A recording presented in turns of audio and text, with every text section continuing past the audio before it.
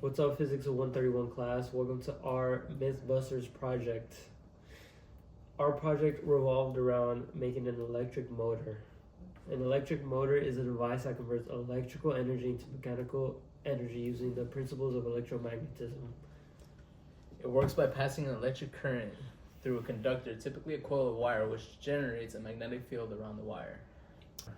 This magnetic field interacts with another magnetic field, usually produced by permanent magnets or an electromagnet, creating a force known as a Lorentz force. This force causes motion, often in the form of rotation. Here we have a basic skeleton of the circuit in our project. It consists of a voltage source connected to a coil of wire, which is going to produce a magnetic field. In order for the motor to have torque, the switch has to be turning off and on, making the magnetic field turn off and on as well. This is the actual diagram of our project. Here you can see the voltage source, our coil, our switch in the form of a magnet, and our fixed magnets in the center, which will be rotating. Both the fixed magnets in the center and the switch magnet are repelling. The center turns the switch to open and close. As the fixed magnets in the center rotate, they cause a repulsion force on the switch magnet. When repelled, the wire holding the magnet is pushed away from the other wire, bouncing back and forth, opening and closing the switch like this. All right, here we are wrapping the coil. This is soldering wire. And then we wrapped it around something that Josue found around his house. Here's our project, about halfway done. And here we are cutting up the thicker copper wire, which holds the switch wire. Here we are gluing the magnet onto the switch wire. Use hot glue in the makerspace.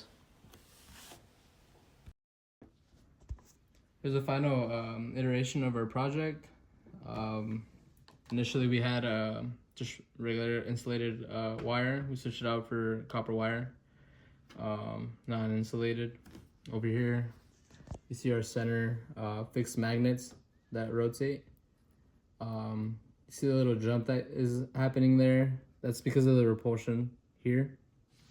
Over here we have our coil, which is connected to our battery source, which is over here. And then the other side of the copper wire is also connected to our battery source, just completing that circuit that we had drawn out. This would be considered our switch. As you can see, it jumps back and forth, causing the switch to open and close, which then makes a magnetic field over here. Theoretically, you have your push over here, your repulsion force, which would push it this way, and then you're supposed to have your magnetic field force over here pushing it this way, which would cause the rotation. We personally weren't able to get the rotation to happen, so we deemed this myth busted.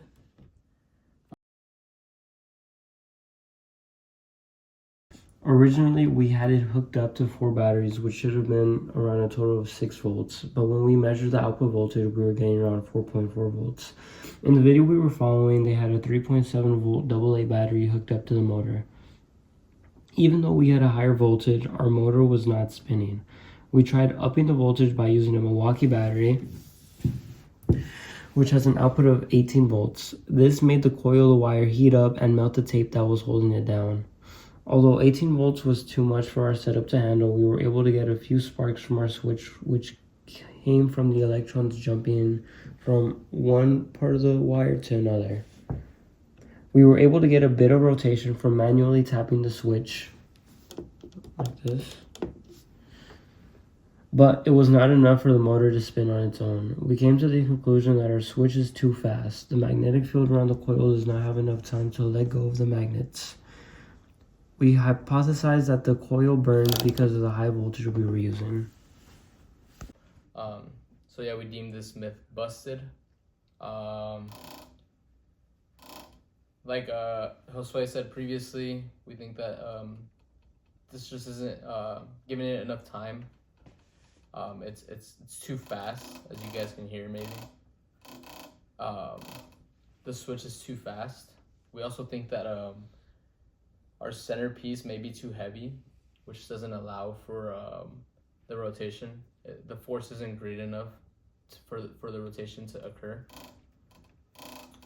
I think the combination of the wood and the weight of the nut is just too heavy for it to spin on its own.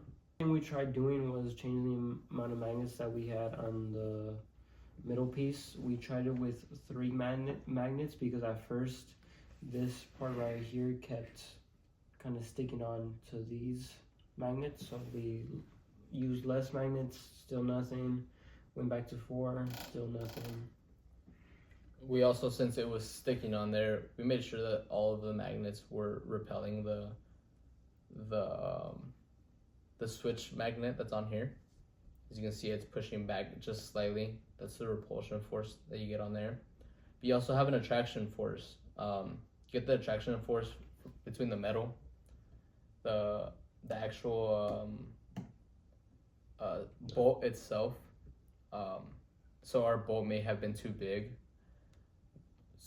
That attraction force is too great, also not allowing it to spin. Connecting the electromagnet to the high voltage source could have also messed up the wire, creating the coil, burned it, and then that's probably why it doesn't work right now, because we got it to work for a little bit by manually tapping it, but now it doesn't even work like that.